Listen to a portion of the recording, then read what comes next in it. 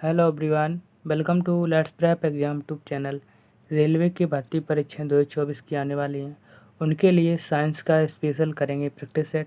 इस प्रैक्टिस में आपके फिजिक्स, केमिस्ट्री और बायोलॉजी तीनों के पिछली परीक्षाओं में पूछे गए प्रश्न उत्तर इस प्रैक्टिस सेट में करने वाले हैं। ये प्रैक्टिस सेट हमारा 2 नंबर है।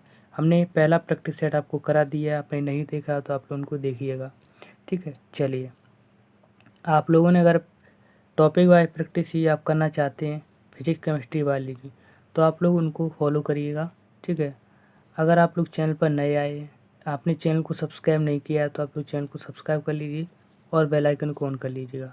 ठीक है, चलिए स्टार्ट करते हैं आज के प्रैक्टिस सेट का पहला प्रश्न। देखिए दोस्तों, आज के प्रैक्टिस सेट का पहला प्रश्न है, एक आपका एटमॉस्फेयर है, ये कितने पास्कल के बराबर होगा। आप 1.01 into 10⁵, 10.01 into 10⁵, 1.01 into 10⁶, 10.1 into 10⁶ pascal. Option बताएंगे कौन सा सही हो जाएगा। ग्रुप डी में आपका 2 बार ये प्रश्न आपका पूछा गया था। तो जो आपका एक एटमॉस्फेयर होता है, ये होता है आपका 1.01 10⁵ पास्कल, यानी कि ये ऑप्शन आपका यहाँ पर सही उत्तर है। ठीक है, अब ये एटमॉस्फेयर होता क्या है, इसकी यहाँ पर बात कर लेते हैं। देखिए दोस्तों, आपका एक पृथ्वी एक निश्चित इकाई या क्षेत्रफल पर वायुमंडल यानी कि एटमॉस्फेयर की सभी परतें द्वारा पड़ने वाले जो दबाव यानी प्रेशर को ही क्या क्या कहा जाता है आपका एटमॉस्फेयर प्रेशर या वायुमंडलीय दाब। ठीक है, और वायुमंडलीय दाब है, इसको मापने के लिए आप बैरोमीटर का उपयोग किया जाता है। इसका बैरोमीटर का। ठीक है, इसकी इकाई की बात करें तो बार या पास्कल होती है। क्या होती है? बार या पास्कल। पास्कल आपकी महत्वपूर्ण, आप लोग याद रखिए। जिसमें हम यहाँ पर क्वेश्चन आपका पूछा गया था, एक एटमॉस्फेयर ने एक वायुमंडलीय दाब आपका 1.01 × 10⁵ पास्कल के बराबर होता है। ठीक है, आप लोग नोट कर लीजिए। चलिए दोस्तों, अब देखिए अगला क्वेश्चन नंबर आपका दिया है 2 नंबर। एक हॉर्स पावर किसके बराबर होगा। 764 बार, 768 बार, 746 बार, 786 वाट। एलपी टेक्नीशियन की यह प्रश्न आपका पूछा गया है 2018 में। ऑप्शन बताइए कौन सा सही हो जाएगा। तो आपको एक हॉर्स पावर है, ये आपकी होती है 746 वाट की। कितनी? 746 वाट की। आपका यहाँ पर सी आंसर यहाँ पर सही उत्तर हो जाएगा। ठीक है, चलिए अगला क्वेश्चन देखिए। अब अगला क्वेश्चन है क्वेश्चन नंबर 3 नंबर। 1 मीटर किसके बराबर होगा। 1 मीटर किसके बराबर होगा। 10⁻⁻6 micron, 10⁻6 micron, 10⁻⁻3 micron, 10⁻3 micron. JE का प्रश्न है, आरआरबी जेई का। बताएंगे ऑप्शन कौन सा सही हो जाएगा। जो आपका 1 मीटर है, ये आपका होगा कितने 10⁻6 माइक्रोन के। कितने 10⁻6 माइक्रोन के बराबर होगा। आपका बी ऑप्शन सही उत्तर है। ठीक है, आइए बाकी और यहाँ पर ऑप्शन दिए हैं, उनकी हम यहाँ पर बात कर लेते हैं। देखिए दोस्तों, सबसे पहले यहाँ पर आपका क्वेश्चन था 1 मीटर है आपके 6 माइक्रोन के बराबर होता है, और 1 मीटर आपकी 10⁻3 आपके मिलीमीटर के बराबर होता है। ठीक है, और 1 मीटर की बात करें तो 1 मीटर आपका 3.2 फीट के बराबर होता है। 1 मीटर आपकी 10⁻³ किलोमीटर के बराबर होता है। -3 किलोमीटर के बराबर होता है। और 1 मीटर आपके 10⁻9 मीटर के बराबर, नैनोमीटर 10⁻9 नैनोमीटर के बराबर होता है। ठीक है, और आगे हम बात करें आपके 1 मीटर आपका 10⁻12 पीको के बराबर होता है। 10⁻12 पीको के बराबर। चलिए आगे देखिए, 1 मीटर आपका फेंटो 10 आपका कितना 15 यानी कि 15 फेंटो के बराबर होता है। कितना? फेंटो के बराबर। आप लोग इन सभी को नोट कर लीजिए। ठीक है, आपके एग्जाम में कहीं ना कहीं ये पूछा जा सकता है। ठीक है, तो चलिए दोस्तों अगला क्वेश्चन देखिए। अगला क्वेश्चन है क्वेश्चन नंबर आपका है 4 नंबर। प्रदीप्ति यानी कि इल्यूमिनेशन की माप निम्न में से किसकी उपयोग में की जाती है। उपयोग यहाँ पर की जाती है, किसका यहाँ पर उपयोग यहाँ पर किया जाता है, ये बताइए आप लोग।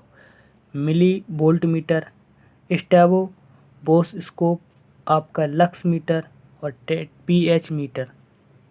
बताइए ऑप्शन कौन सा सही हो जाएगा।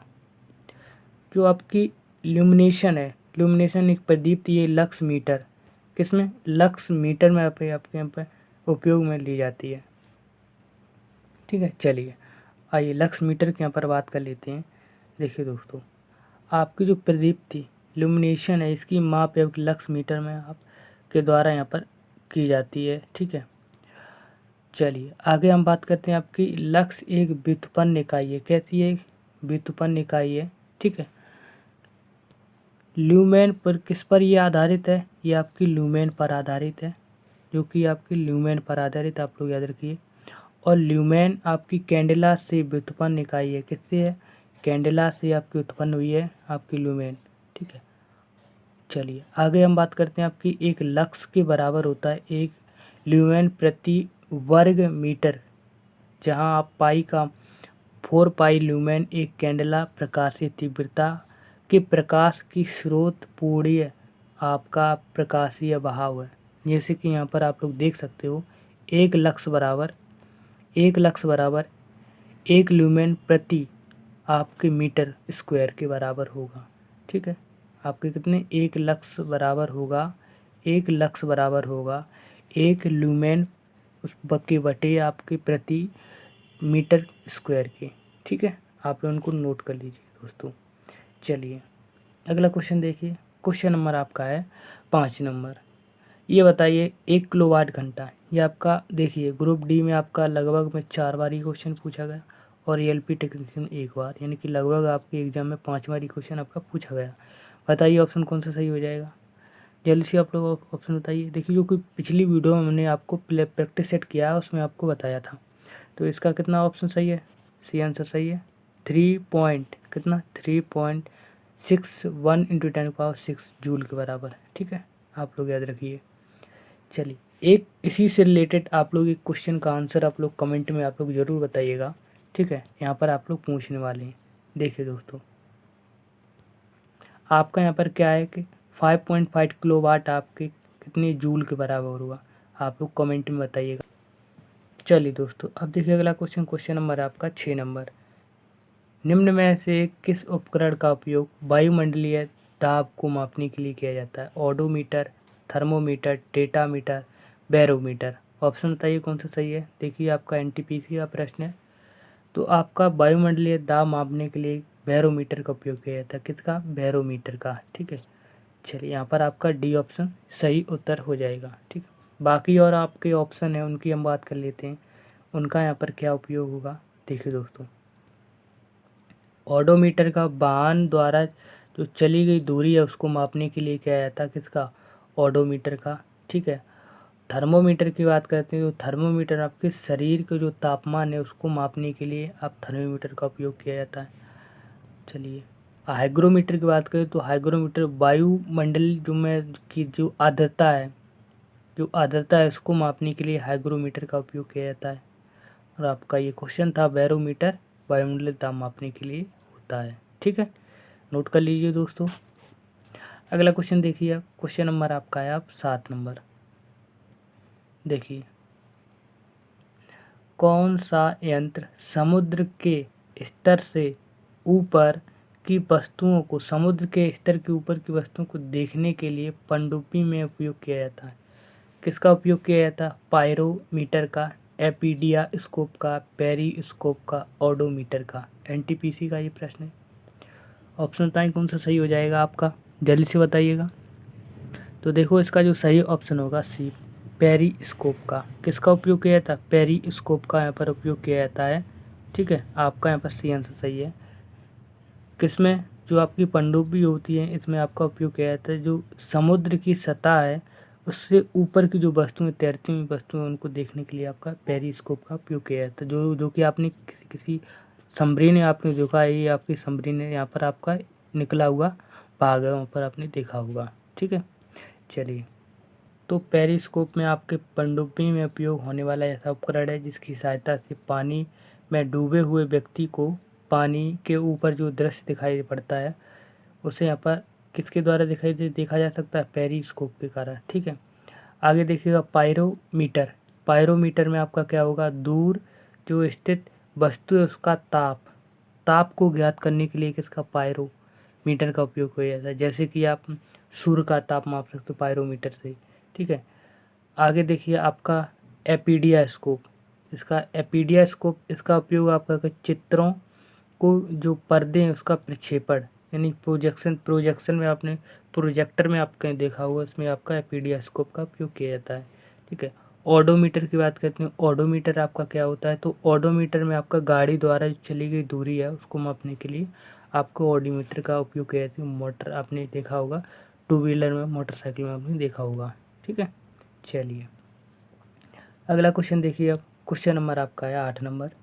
सूर्य को देखने के लिए किस यंत्र का उपयोग किया जाता है, बताइए। सूर्य को देखने के लिए बताना है। स्टेबोस्कोप, टेलीस्कोप, हेलियोस्कोप, सन मीटर। ऑप्शन बताएं कौन सा सही है। एनटीपीसी का ये प्रश्न है आपका।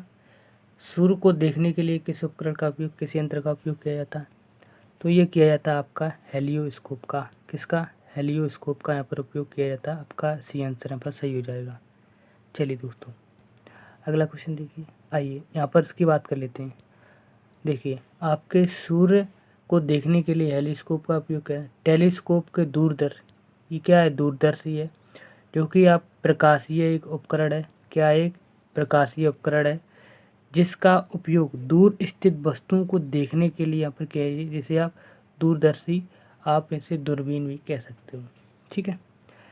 अल्टीमीटर की बात करते हैं तो अल्टीमीटर आपका ऊंचाई मापक यंत्र है। क्या है, ऊंचाई मापक यंत्र है, जो आपके किसमें, विमानों में, आपके जो हवाई जहाज है उनमें आपका उपयोग किया जाता है, ठीक है। आगे ऑडोमीटर आपको, ऑडियोमीटर, ऑडोमीटर नहीं है, ऑडियोमीटर है, ऑडियोमीटर में आपका क्या, ध्वनि की तीव्रता को मापा जा सकता है, ठीक है। आगे देखिएगा एरोमीटर। क्या है, एरोमीटर में वायु और गैसों के घनत्व को मापता है, क्या, आपका एरोमीटर, ठीक है। चलिए दोस्तों अगला क्वेश्चन देखिए। क्वेश्चन नंबर आपका है 9 नंबर। एक सॉफ्ट की आवर्तन गति निर्धारित करने के लिए रिक्त स्थान इस्तेमाल किया जाता है। ये ऑप्शन स्पीडोमीटर, टैकोमीटर, एनीमोमीटर, आपका क्रोनोमीटर। एनटीपीसी का प्रश्न है। ऑप्शन बताएं कौन सा सही है।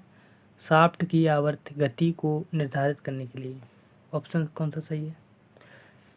जो इसका सही ऑप्शन है टैकोमीटर। क्या होगा, टैकोमीटर का उपयोग किया जाता है। यहाँ पर आपका बी ऑप्शन सही है, ठीक है। चलिए बाकी ऑप्शन की बात कर लेते हैं। तो शाफ्ट की आवर्त गति निर्धारित करने के लिए आप टैकोमीटर का इस्तेमाल करते हैं। एक वैज्ञानिक उपकरण है। क्या है कि वैज्ञानिक उपकरण जो उपयोग आपका वाहनों की घूर्णन गति को आपका ये क्या करता है, आपका मापता है। वाहनों की जो घूर्णन गति है उसको ये मापता है, ठीक है। स्पीडोमीटर की बात करें तो आपका ये पता ही है आपको क्या होता है। इसमें मोटर गाड़ियाँ हैं, 4 व्हीलर, आपकी 2 व्हीलर, इसमें आपकी गति की मापने का यंत्र है। एनीमोमीटर की बात करते हैं, ये आपको पता नहीं है। तो एनीमोमीटर में पवन के वेग को मापने के लिए यहाँ पर उपयोग किया जाता है, ठीक है। आगे देखिएगा आपका क्रोनोमीटर में आपका क्या होता है, जलयान सही समय का पता लगाने के लिए, जलयान में आपका सही समय है उसका पता लगाने के लिए क्रोनोमीटर का उपयोग किया जाता है, ठीक है दोस्तों। चलिए दोस्तों क्वेश्चन नंबर आप देखिए 10 नंबर। एमीटर के बारे में आपको बताना है कौन से ऑप्शन आपके सही हो जाएंगे। तो आपका पहला ऑप्शन है, एमीटर को परिपथ में सीढ़ी संयोजन में जोड़ा जा सकता है। एमीटर में निम्न विद्युत प्रतिरोध होना चाहिए। एमीटर कम विद्युत खींचता है। उपरोक्त सभी होगा। ऑप्शन कौन सा सही हो जाएगा, एमीटर के बारे में कौन सा ऑप्शन सही हो जाएगा। तो इसके ये सारे ऑप्शन हैं, ये आपके सभी उपरोक्त यहाँ पर सही होंगे, ठीक है। आप लोग यहाँ पर एमीटर के बारे में नोट भी कर सकते हो, ठीक है। चलिए दोस्तों आइए यहाँ पर इसकी बात कर लेते हैं। देखिए एमीटर एक कैसा है, धारा मापक। क्या है, धारा मापक, ये धारा को मापता है। क्या है, धारा मापक एमीटर यंत्र है, ठीक है। जो परिपथ में सीढ़ी क्रम में संयोजित किया जाता है। कैसा, सीढ़ी क्रम में। यहाँ से आपका क्वेश्चन पूछ लिया जाता है। एमीटर आपका धारा है वो किस में मापता है, एम्पियर में। किस में मापता है, एम्पियर में, ठीक है। एक आदर्श क्या है, एक आदर्श एमीटर। आदर्श एमीटर की बात करें तो आदर्श एमीटर में आपका आंतरिक प्रतिरोध कैसा होगा, शून्य होगा। आंतरिक प्रतिरोध जो आपका कैसा होगा, शून्य होगा। आदर्श वोल्ट मीटर की बात करें तो आदर्श वोल्ट मीटर आंतरिक प्रतिरोध है वो कैसा हो जाएगा, अनंत हो जाएगा। कैसा, अनंत हो जाएगा। ठीक है। चलिए मेरे दोस्तों, अगर आप लोगों ने चैनल को सब्सक्राइब नहीं किया तो चैनल को आप लोग सब्सक्राइब कर लीजिए और बेल आइकन को हमेशा ऑन करिएगा। वीडियो को नोटिफिकेशन आपके पास पहुँचेगा। हमारी मेहनत और कंटेंट आपको समझ आ रहा है तो चैनल को जरूर सब्सक्राइब करिए। चलिए अगला क्वेश्चन देखिए आप। क्वेश्चन अब आपका है 11 नंबर, लोहे में जंग लगना। चलिए, लोहे में जंग लगना किसका सामान्य उदाहरण है, भौतिक परिवर्तन, ऊष्माक्षेपी परिवर्तन, ऊष्माग्राही परिवर्तन, रासायनिक परिवर्तन। एनटीपीसी का 2 बार ये प्रश्न आपका पूछा गया था। लोहे में आपका जंग लगना ये कैसा क्या है सामान्य उदाहरण, किसका सामान्य उदाहरण है, तो ये एक रासायनिक उदाहरण है। रासायनिक ये आपका परिवर्तन है। ठीक है, क्या है, एक रासायनिक परिवर्तन का उदाहरण है। ठीक है, आइए आगे यहाँ पर इसकी बात कर लेते हैं। जब कोई पदार्थ किसी अन्य पदार्थ से मिलकर नया पदार्थ बनता है तो उसे रासायनिक परिवर्तन कहते हैं। क्या कहते हैं, रासायनिक परिवर्तन। जैसे कि यहाँ पर लोहे में जंग लगना एक रासायनिक परिवर्तन है। क्या एक रासायनिक परिवर्तन है। ठीक है, एक रासायनिक परिवर्तन के यहाँ पर उदाहरण यहाँ पर देख सकते हो आप। यहाँ पर जो दूध है उसका दही बनना ये आपका रासायनिक परिवर्तन है। अगला एग्जाम्पल है उसकी हम बात करें तो आपकी अगरबत्ती है उसका जलना, अगरबत्ती जलेगी तो उसमें कुछ सुगंध निकलेगी, धुआं निकलेगा, वो आपका क्या है, एक रासायनिक परिवर्तन है। ठीक है, चलिए अब देखिए अगला क्वेश्चन 12 नंबर प्रश्न है, उस प्रक्रिया का क्या नाम है जिसमें पौधे सीधे ठोस अवस्था आपकी सॉलिड अवस्था में परिवर्तित हो जाते हैं। गैस से किसमें, गैस से आपके सीधे किसमें, ठोस में परिवर्तित हो जाते हैं। वो कौन सी यहाँ पर प्रक्रिया है। ए ऑप्शन होगा sublimation, deposition, condensation, evaporation. Option बताएंगे कौन सा सही हो जाएगा। जब आपकी ठोस से सीधा आपने गैस से आपका गैस से किसमें परिवर्तित होगा, ठोस में, तो आपका ये होगा डिपोजिशन में। किसमें, डिपोजिशन में। आपका यहाँ पर बी ऑप्शन सही उत्तर हो जाएगा। चलिए तीनों यानी कि आपके चारों की यहाँ पर बात कर लेते हैं। देखिए दोस्तों, सबसे पहले बात करते हैं डिपोजिशन। डिपोजिशन में आप क्या करिएगा, डिपोजिशन में वह प्रक्रिया है जिसके द्वारा पदार्थ गैस अवस्था, आपकी गैस अवस्था है, इससे आपकी किसमें, सीधे आपकी ठोस अवस्था यानी कि सॉलिड में आपकी परिवर्तित हो जाती है। ठीक है, चलिए संघनन की बात करते हैं तो संघनन, कंडेंसेशन। तो कंडेंसेशन में आप क्या करिएगा, इसमें वह प्रक्रिया जिसमें कोई पदार्थ है वो वाष्प से तरल अवस्था में परिवर्तित हो जाता है। कहाँ से, आपका वाष्प यानी भाप है वो आज किससे, तरल अवस्था यानी कि आपका लिक्विड में चेंज हो जाता है। किसमें, संघनन में। किसमें होगा, संघनन में। आप लोग याद रखिए, जैसे कि यहाँ पर आप वाष्प का जल में आप परिवर्तित होना, वाष्प का जल में परिवर्तित होना। ठीक है, आपने ये देखा होगा। ठीक है, चलिए ऑप्शन अगले की ऑप्शन बात कर लेते हैं। देखिए आपका है ऊर्ध्वपातन, सब्लिमेशन। सब्लिमेशन ये क्या है, तो सब्लिमेशन वह प्रक्रिया है जिसमें आप क्या करिएगा, ठोस अवस्था है, पदार्थ और ठोस अवस्था ये सीधी गैस में परिवर्तित हो जाता है। किसमें, गैस में परिवर्तित हो जाए। जैसे कि आपने कपूर का आपने जलना देखा हो, जो कपूर है वो आपका वाष्प में आपके गैस में परिवर्तित हो जाता है। किसमें, गैस में। ठीक, आप कपूर को खुले ऐसे ही रख दो तो वो आपका उड़ जाएगा, किसमें, गैस में परिवर्तित हो जाएगा। आगे देखिएगा बाष्पीकरण, इवेपोरेशन। इवेपोरेशन क्या है, तो इवेपोरेशन वह प्रक्रिया है जिसमें कोई पदार्थ किसमें, तरल पदार्थ है, कैसे, द्रव है अवस्था में है और वो गैस अवस्था में परिवर्तित हो जाता है। किसमें, गैस में ये परिवर्तित हो जाता है। तो आपका ये बाष्पीकरण है। क्या होगा, बाष्पीकरण इसको कह सकते हो। ये आपको कंटेंट कैसा लग रहा है, वीडियो क्वालिटी कैसी लग रही है। ठीक है, हमारी मेहनत आपको समझ में आ रही तो आप लोग चैनल को जरूर सब्सक्राइब करिएगा। ठीक है मेरे दोस्तों, अगला क्वेश्चन देखिए आप।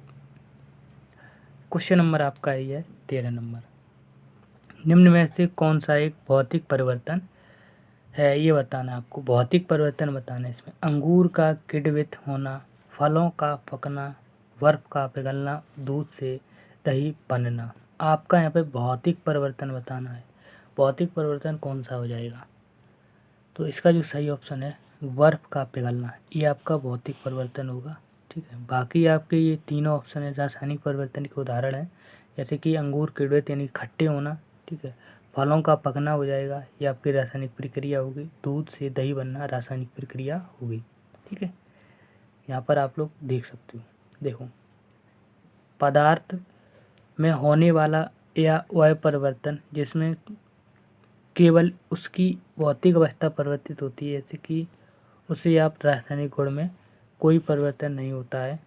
क्या होता है? रासायनिक परिवर्तन में कोई परिवर्तन नहीं होता है, उसकी भौतिक अवस्था ही परिवर्तित होती है। जैसे आप क्या कर सकते हो? भौतिक परिवर्तन कहते हो। क्या कहते हो? भौतिक परिवर्तन। जैसे कि हमने आपको एग्जाम्पल दिया था बर्फ़ का पिघलना या कांच का टूटना, ये आपका क्या है? कांच का टूटना या बर्फ़ का पिघलना, ये आपका भौतिक परिवर्तन है। ठीक है, चल 14 नंबर प्रश्न है, कौन सा नियम कहलाता है रासायनिक अभिक्रिया में द्रव्य का ना उत्पन्न किया जा सकता है और ना ही उसे नष्ट किया जा सकता है? वो कौन सा नियम है? ऑप्शन बताइए कौन सा सही हो जाएगा। कौन सा नियम है? ए ऑप्शन है स्थिर अनुपात का नियम, व्युत व्युत्क्रम अनुपात का नियम, द्रव्यमान संरक्षण नियम, आपका ऊर्जा संरक्षण नियम। ऑप्शन कौन सा सही हो जाएगा? जो आपका क्या है कि अभिक्रिया में, किसमें? अभिक्रिया में द्रव्य को ना तो उत्पन्न किया जा सकता है और ना ही उसे नष्ट किया जा सकता है, वो कौन सा नियम है? 14 नंबर प्रश्न का उत्तर बताइए। तो इसका जो सही ऑप्शन है द्रव्य संरक्षण नियम। क्या है? द्रव्य संरक्षण नियम में आपका यहाँ पर सही उत्तर हो जाएगा। ठीक है, आप लोग इनको याद रखिए। चलिए आइए यहाँ पर इसकी बात कर लेते हैं।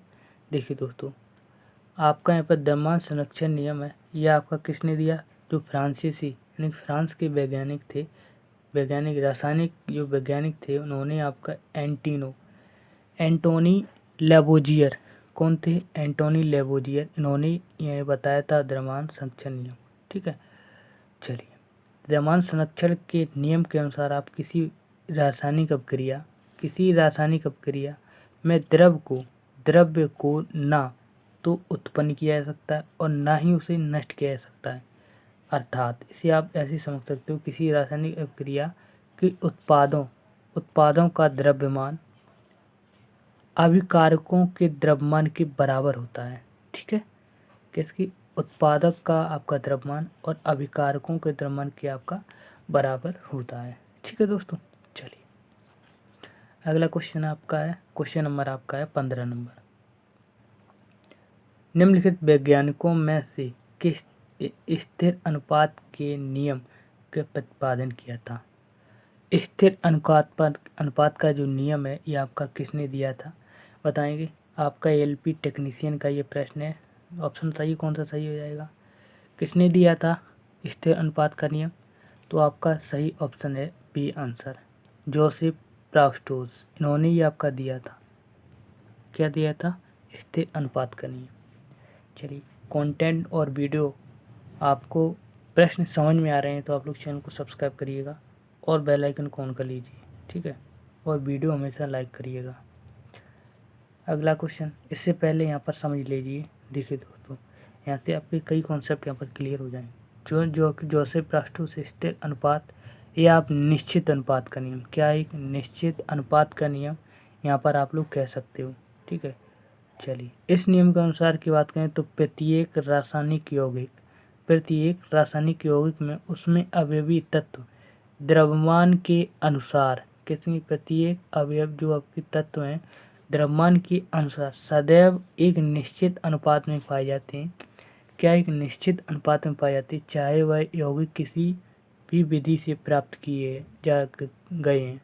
जो आपके यौगिक हैं वो किसी से विधि से आप प्राप्त करिए, लेकिन उनके द्रव्यमान आपके निश्चित अनुपात में होंगे। कैसे? निश्चित अनुपात में होंगे, निश्चित अनुपात में होंगे। इसी वजह से इसको निश्चित अनुपात का नियम या आपके स्थिर अनुपात का नियम कहा जाता है। ठीक है, चलिए अगला क्वेश्चन है, क्वेश्चन नंबर आपका है 16 नंबर। निश्चित अनुपात के नियम के अनुसार कौन सा ऑप्शन सही है? अभी इसका क्वेश्चन आपको बताया था, बताइए इसका कंसेप्ट के अनुसार कौन सा सही ऑप्शन हो जाएगा? तो देखो इसका हम बात कर लेते हैं। देखिए आपका यहाँ पर सही ऑप्शन होगा डी। रासायनिक पदार्थों में परमाणु अविभाज्य कण होते हैं, सही बात है। जैसे कि रासायनिक अपक्रिया में निर्मित या नष्ट नहीं किया जा सकता है। रासायनिक अपक्रिया में ना तो निर्मित आप इसको निर्माण कर सकते हो, ना ही नष्ट कर सकते हो। किसको? रासायनिक अपक्रिया किसको?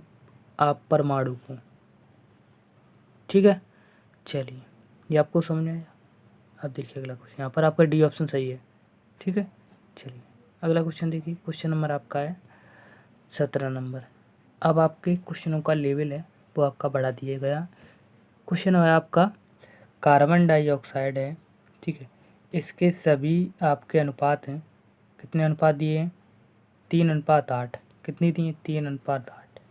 द्रव्यमान अनुपात कार्बन, ठीक है, और आपकी ऑक्सीजन में आपके होते हैं। ठीक है, तो ये किस नियम से आपको ये सहमति हैं? किस नियम से सहमत किए गए हैं? आपके अनुपात में जो मिलाए गए हैं 3:8, तो आपके किस नियम से मिलाए गए हैं? ऑप्शन बताएं कौन सा सही है? तो इसका जो सही ऑप्शन होगा वो होगा बी आंसर। क्या होगा? लगातार समानुपात। क्या होगा? लगातार समानुपात। ठीक है, आपका बी ऑप्शन यहाँ पर सही उत्तर हो जाएगा। आइए यहाँ पर आपको समझा देते हैं। देखिए दोस्तों, स्थिर अनुपात का नियम क्या है? तो स्थिर अनुपात का नियम किसी रासायनिक यौगिक में जो तत्व हैं, किसी रासायनिक यौगिक जैसे कार्बन डाइऑक्साइड ये के तत्व हैं, इसमें आपका जो आपका द्रव्यमान या आपका निश्चित द्रव्यमान का अनुपात है ये आपका निश्चित होगा। क्या होगा? निश्चित। ठीक है, जैसे कि आप कार्बन और ऑक्सीजन के आपका अनुपात 3:8 यहाँ पर दिए गए हैं। इसी के अनुसार आपका जो विकल्प है आपका लगातार अनुपात आपका यहाँ पर सही ऑप्शन हो जाता है। ठीक है, लगातार समानुपात ही आपका निश्चित अनुपात का नियम होता है। ठीक है, चलिए अगला क्वेश्चन देखिए। क्वेश्चन नंबर आपका है 18 नंबर। अमोनिया में N2 और आपका H2 के द्रव्यमान हमेशा किस अनुपात में होंगे? ऑप्शन बताएंगे कौन सा सही होंगे? 3:14, 8:3, 14:3 और 3:8। कौन सा ऑप्शन सही हो जाएगा? बताइए कौन सा ऑप्शन सही है? तो इसका जो सही ऑप्शन होगा 14:3। क्या होगा? 14:3। चलिए अगर आपको ये पता नहीं है तो हम आपको द्रव्यमान है उनका निकाल के आपको बता देते हैं। देखिए दोस्तों, अमोनियम एंड NH3, अमोनियम आपका फॉर्मूला क्या होगा? NH3। इसमें N2 और H2 के द्रव्यमान हमेशा कितने? 14:3। किस में होते हैं? 14:3 अनुपात में होते हैं। ठीक है, जो अमोनिया जो गैस है क्या होती है? अमोनिया ये गैस है, ये सर्वप्रथम आपकी कब खोजी गई? तो आपकी ये खोजी गई थी 1771 में प्रेस्टीले के द्वारा। कितनी? 1771 में प्रेस्टीले के द्वारा। जो है विभिन्न जीव जंतु पेड़ पौधों की सड़ने ज्वालामुखी पर्वतों से निकलने वाली ये राख में ये आपकी पाई जाती है। कौन? Ammonia gas. ठीक है, इसका आप लिख दीजिए उपयोग है वो प्रतिकारक के रूप में आप यहाँ पर करोगे। जैसे कि आइस फैक्ट्री है उसमें अमोनिया का उपयोग किया जाता है। रेयान बनाने में आपका उपयोग किया जाता है, रेयान बनाने में। ठीक है, आप लोग याद रख सकते हो। चलिए अगला क्वेश्चन है। क्वेश्चन नंबर आपका है 19 नंबर। प्रश्न है 19 नंबर। डाल्टन की पद्धति के अनुसार निम्न में से कौन सा कथन सही है? ऑप्शन बताइए कौन सा सही हो जाएगा? ए ऑप्शन है आपका समान तत्व के अणुओं के परमाणु द्रव्यमान और आकार समान परंतु रासायनिक प्रकृति समान नहीं है। एक अणु प्रोटॉन, इलेक्ट्रॉन और न्यूट्रॉन में विभाजित होने योग्य होता है। समान तत्व के अणुओं का परमाणु द्रव्यमान अलग होता है। परमाणु अविभाज्य कण होते हैं। परमाणु तत्वों के अविभाज्य कण होते हैं। ऑप्शन कौन सा सही हो जाएगा? जो परमाणु जो आपका डाल्टन का सिद्धांत इनको अनुसार कौन सा कथन सही है? बताइए ऑप्शन। तो इसका जो सही ऑप्शन है डी हो जाएगा। क्या होगा? डी ऑप्शन है सही उत्तर। जो परमाणु है इसके तत्वों का विभाजित कर, इसको आप विभाजित नहीं कर सकते हो। ठीक है, आपका यहाँ पर डी ऑप्शन सही उत्तर है। आइए यहाँ पर आपकी बात कर लेते हैं डाल्टन के परमाणु सिद्धांत की। डाल्टन के परमाणु सिद्धांत की बात करते हैं तो प्रत्येक पदार्थ छोटे छोटे कणों से मिलकर बना होता है, जिसे आप क्या परमाणु कहते हो। क्या कहते हो? परमाणु कहते हो। और परमाणु को किसी भौतिक या रासायनिक विधि से विभाजित नहीं कर सकते हो। कैसे? आप ना तो रासायनिक और ना ही आप भौतिक से आप उसे विभाजित नहीं कर सकते हो। ठीक है, डाल्टन का परमाणु सिद्धांत ये आपका द्रव्यमान संरक्षण नियम। क्या है? द्रव्यमान संरक्षण नियम। और यहाँ पर निश्चित अनुपात के नियम को आधारित, इस पर ये क्या है? आधारित है। आप लोग याद रखिए, जो आपका ये क्या है? डाल्टन का परमाणु सिद्धांत ये आपका द्रव्यमान संरक्षण नियम और आपका निश्चित अनुपात के नियम पर आधारित है। ठीक है, चलिए अगला क्वेश्चन है आपका, क्वेश्चन नंबर आपका है 20 नंबर। CaO यानी कैल्शियम ऑक्साइड, कैल्शियम ऑक्साइड का आपका द्रव्यमान आपका के अनुसार Ca यानी कि कैल्शियम और O ऑक्सीजन का अनुपात आपको बताना है। बताइए निकाल करके, जो कि हमने अब पिछला कंसेप्ट पर क्वेश्चन किया था। जल्दी से बताइए निकाल करके। तब तक आप लोग चैनल को सब्सक्राइब कर लीजिएगा, नहीं किया है तो बेल आइकन को ऑन करिएगा, वीडियो को हमेशा लाइक करिए। यहाँ पर आपका सही ऑप्शन होगा ए आंसर। क्या होगा? ए। चलिए इसको निकाल लेते हैं। देखिए दोस्तों, आपका Ca कैल्शियम कितना होता है? तो कैल्शियम होता है लगभग में आपका इसका 40 होता है। कितना होता है? 40। ठीक है, और यहाँ पर इसका आपकी बात करते हैं आपको ऑक्सीजन, ऑक्सीजन का कितना होता है? 8 यानी कि 16 हो गया। आप यहाँ से काट लीजिए, 8 5 40 और 8 दूनी 16 यानी कि आपका कितना? 5.2 आपका यहाँ पर हो जाता है ए ऑप्शन सही। ठीक है, चलिए ये आपका द्रव्यमान है। क्या है? कैल्शियम का आपका द्रव्यमान है 40 और आपका ऑक्सीजन का द्रव्यमान है आपका 16। ठीक है, चलिए अगला क्वेश्चन है, क्वेश्चन नंबर आपका है 21 नंबर। प्राचीन काल के जो जानवरों और पौधों के अन्य जीवों के संक्षिप्त विशेषों और चिन्हों का अध्ययन आपका किस विज्ञान में आपका कहलाता है, किया जाता है? ये बताइए। Anthropology, archaeology, palaeontology, pharmacology.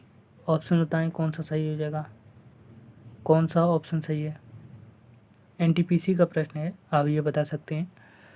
तो इसका जो सही ऑप्शन है वो हो जाएगा सी आंसर, जीवाश्म विज्ञान। क्या होगा? जीवाश्म विज्ञान यानी कि पैलियोटोलॉजी। पैलियोटोलॉजी में आपका इसमें क्या होता है? जो प्राचीन जानवर, जो आपके पौधे और अन्य जीवों का संक्षिप्त में अध्ययन किया जाता है जीवाश्म विज्ञान में। ठीक है, चलिए आइए बाकी ऑप्शन की यहाँ पर बात कर लेते हैं।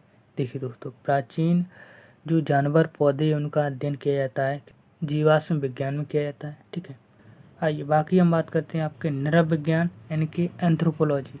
एंथ्रोपोलॉजी में आपका मानव विज्ञान का अध्ययन इसमें किया जाता है।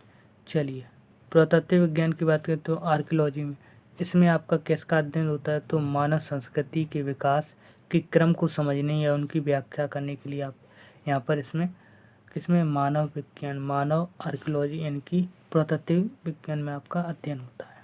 ठीक है, आगे देखिए औषधि विज्ञान यानी कि फार्मोलॉजी में, फार्माकोलॉजी में आपका क्या होगा? जड़ी बूटियाँ हैं उनका यहाँ पर अध्ययन होता है किसमें? आपका औषधि विज्ञान में। ठीक है, चलिए अगला क्वेश्चन है, क्वेश्चन नंबर आपका है 22 नंबर। पैलियोंटोलॉजी के अध्ययन से संबंधित है, आपके किससे आपका संबंधित है? पैलियोंटोलॉजी हड्डियों के, जीवाश्मों से, कठोर कोषों से, पंखों से। ऑप्शन बताएं कौन सा सही हो जाएगा? 22 नंबर प्रश्न है, इसका सही ऑप्शन है जीवाश्मों से। किसके? जीवाश्मों से आपका यहाँ पर सही उत्तर है। यहाँ से ये संबंधित है। क्या संबंधित है? पैलियोंटोलॉजी। ठीक है, चलिए अगला क्वेश्चन देखिए, क्वेश्चन नंबर आपका है 23 नंबर। पादप विज्ञान यानी कि पैथोलॉजी, इसका अध्ययन किसमें होता है? मानव शरीर संरचना, पौधे, या आपकी शुद्ध मातिक्रिया आपकी, और मानव मनोविज्ञान। एनटीपीसी का प्रश्न है, ऑप्शन दाएं कौन सा सही है? आपका क्या है कि पादप विज्ञान, आपका पौधे का अध्ययन होता है। किसमें? पौधों का यहाँ पर अध्ययन होता है। आपका बी ऑप्शन सही उत्तर है। किसका होता है? पौधों का अध्ययन। ठीक है, अगला क्वेश्चन देखिए, क्वेश्चन नंबर आपका है 24 नंबर। एनाकोलॉजी, इसमें आपका किस बीमारी का उपचार से जुड़ा है? किस बीमारी के उपचार से जुड़ा है? अस्थि सुस्थिरता, मधुमेह, कैंसर, या वृक्क संबंधी विफलता। बताइए, विफलता से है, कौन किससे संबंधित है? आपकी ऑन्कोलॉजी बीमारी एक किस से जुड़ी हुई है? तो ये है कैंसर से। किससे? कैंसर से आपकी जुड़ी हुई है। ठीक, किससे है? कैंसर से। आइए यहाँ पर इसकी बात कर लेते हैं। देखिए दोस्तों, आपकी ऑन्कोलॉजी जो आपकी कैंसर से संबंधित है, ये चिकित्सा विज्ञान की एक शाखा है जो कैंसर की कोशिकाओं की अंतर्निहित वृद्धि होती है। कोशिकाओं की अनियमित आपकी वृद्धि होती है जो कि कैंसर में, ठीक है, जिसे आप कर्क रोग क्या कहते हो? तो इसको कर्क रोग कह सकते हो। ठीक है, कर्क रोग इसको कह सकते हो। किसे आप कह सकते हो? तो इसीलिए कहते हो आपका होगा ये एनाकोलॉजी में। ठीक है, चलिए अगला क्वेश्चन है, क्वेश्चन नंबर आपका है 25 नंबर। कवक विज्ञान क्या है? कवक विज्ञान में क्या होता है? बैक्टीरिया का अध्ययन, कुकुरमुत्ता का अध्ययन, वायरस का अध्ययन, या परजीवियों का अध्ययन। एनटीपीसी में प्रश्न पूछा गया था।